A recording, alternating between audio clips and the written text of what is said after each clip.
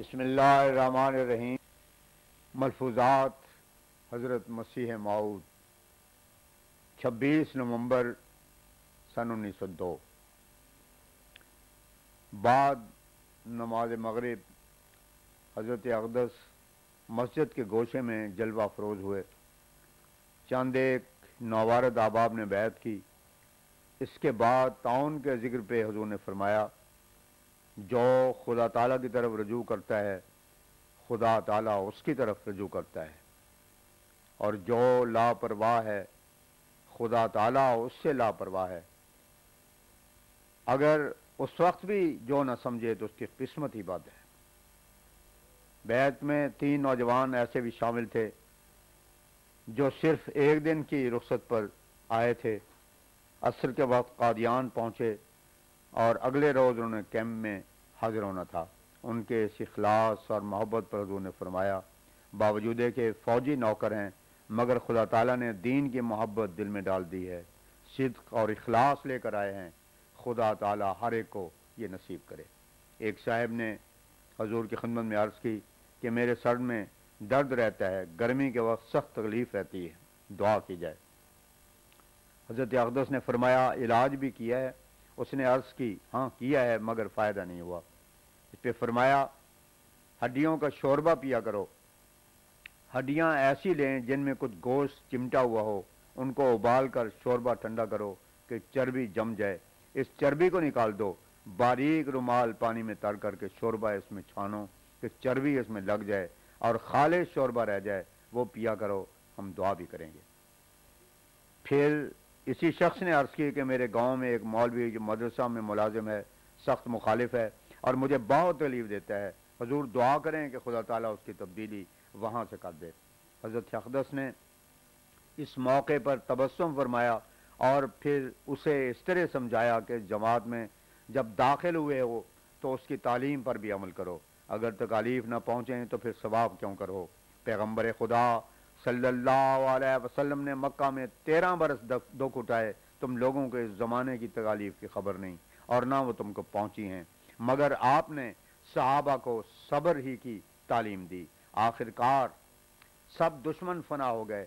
ایک زمانہ قریب ہے کہ تم دیکھو گے کہ یہ شرعی لوگ بھی نظر نہ آئیں گے۔ اللہ تعالیٰ نے ارادہ کیا ہے کہ اس پاک جماعت کو دنیا میں پھیلائے۔ اب اس وقت یہ لوگ تمہیں تھوڑے دیکھ کر دکھ دیتے ہیں، مگر جب یہ جماعت کثیر ہو جائے گی تو یہ سب خود ہی چپ ہو جائیں گے۔ اگر خدا تعالیٰ چاہتا تو یہ لوگ دکھ نہ دیتے اور دکھ دینے والے پیدا نہ ہوتے، مگر خدا تعالیٰ ان کے ذریعے سے صبر کی تعلیم دینا چاہتا ہے۔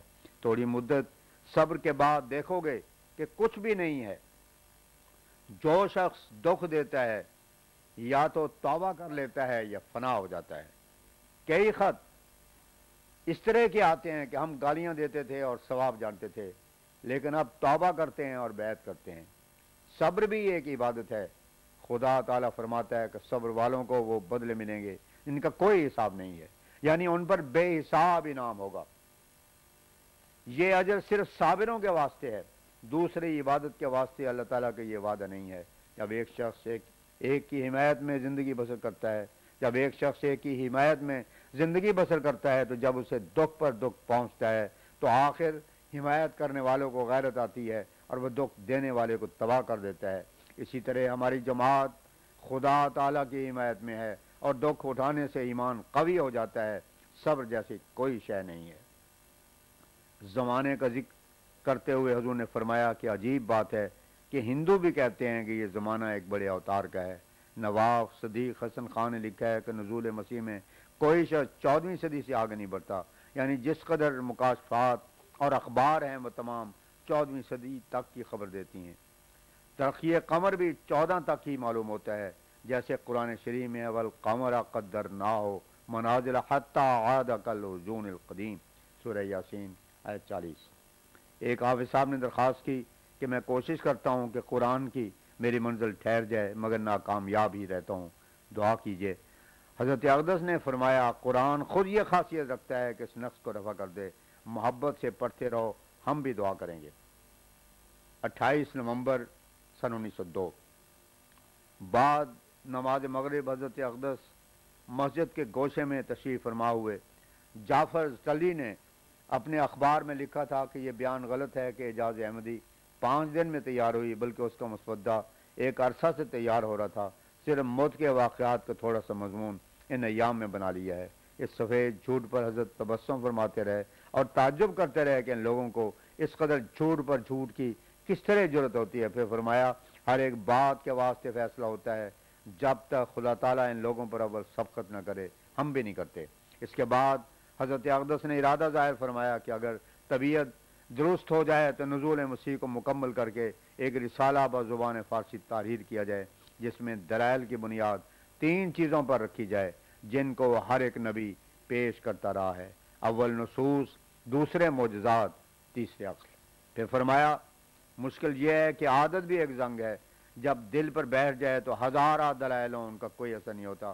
جیسے ایک ہندو کے دل میں گنگا کی جو عظمت بیٹھی ہے، اس سے دلائل پوچھو تو کچھ نہ دے گا، صرف عادت کے طور پر اس کی بزرگی ہی مانتا چلا جائے گا۔ اسی طرح نزول مسیح کے بارے میں لوگوں کی عادت ہو گئی ہے کہ وہ یہی مانتے ہیں کہ کسی جسم کے ساتھ آسمان سے آئے گا۔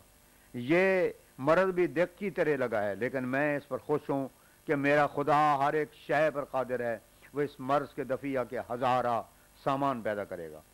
جمعہ کی تعطیل کے لیے ایک میموریل دربار دہلی کی تقریب پر گورنمنٹ ہند کی خدمت میں پیش کرنے کی تجویز حضرت اقدس نے کی ہے، جو ان قریب شائع ہوگی۔ اس کے بعد جماعت کی ترقی کا ذکر ہوا۔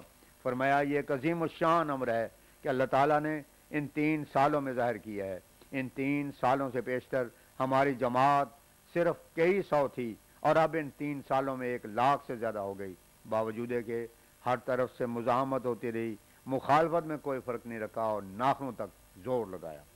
29 نومبر 1902 8 بجے کے قریب حضرت اقدس تشریف لائے اور احباب کے ہمراہ سیر کو چلے۔ گزشتہ شب سول مرچی گزر اور پائونیئر کے حوالے سے ٹیکہ تعاون کے خطرناک نتائج جو حضرت اقدس کو سنائے گئے تھے کہ ملک وال میں 19 موتیں ٹیکہ لگنے کے باوجود ہوئیں۔ اس پر حضور نے فرمایا یہ بھی خدا تعالیٰ کی کتنی رحمت ہے، ہماری کشتینوں میں صاف لکھا ہوا ہے کہ اگر آسمانی ٹیکہ کے علاوہ اور اس کے مقابلے پر کسی اور طرح سے زیادہ فائدہ ہو سکتا ہے تو ہمارا دعوت چھوٹا۔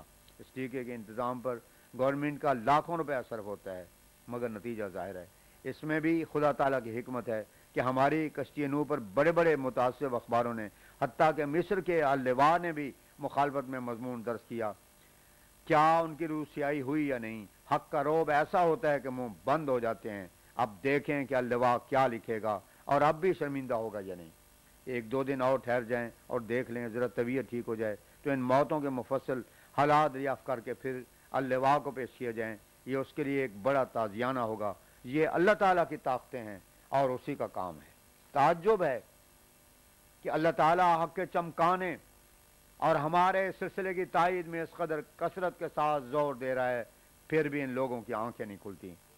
یہ بھی ایک عادت اللہ ہے کہ مکذبین کی تکذیب خدا تعالیٰ کے نشانات کو کھینچتی ہے۔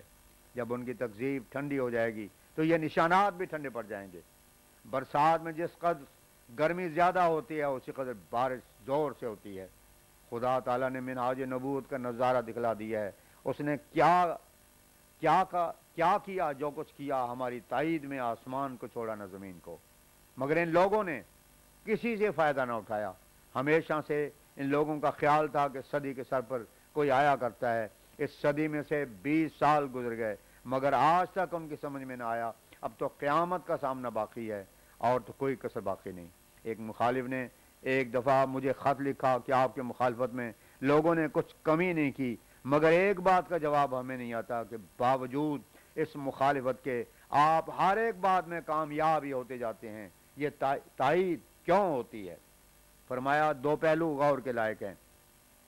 اول یہ کہ 20 سال ہوئے جبکہ ہمارے پاس ایک بھی شخص نہ تھا، اور اس وقت پیشگوئی ہو رہی تھی کہ تیرے ساتھ ایک جماعت کثیر ہوگی۔ دوم مخالفوں کو بار بار کہا جاتا ہے کہ جس قدر شرارتیں اور مکر و فریب تم کر سکتے ہو کرو، پھر ہم اس کو بڑھا کر دکھا دیں گے۔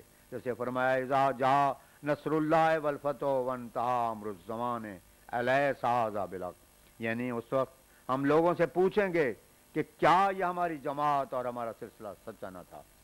فرمایا ایمان کی لذت بھی یہی ہے کہ خدا کی نصرتوں کو انسان آنکھوں سے دیکھ لے تب آنکھیں کھلتی ہیں۔ جب انسان سمجھ لیتا ہے کہ سچ یہی ہے تو پھر اس پر مرنے کے لیے بھی تیار ہو جاتا ہے۔ جب تک خدا تعالیٰ کی نصرتیں چمک کر ظاہر نہیں ہوتی اس وقت تک تو تذبذب میں رہتا ہے، مگر جب ان کی چمکار نظر آتی ہے تو سینہ کی غلاظتیں دور ہو جاتی ہیں۔ یہ کتنی خوشی کی بات ہے۔ معلوم ہوتا ہے اب اللہ تعالیٰ ہماری جماعت کا تزکیہ نفس کرنے لگا ہے۔ اولیاء خدا تعالیٰ کے وفادار بندے ہی ہوا کرتے ہیں، اور کون ہوتے ہیں؟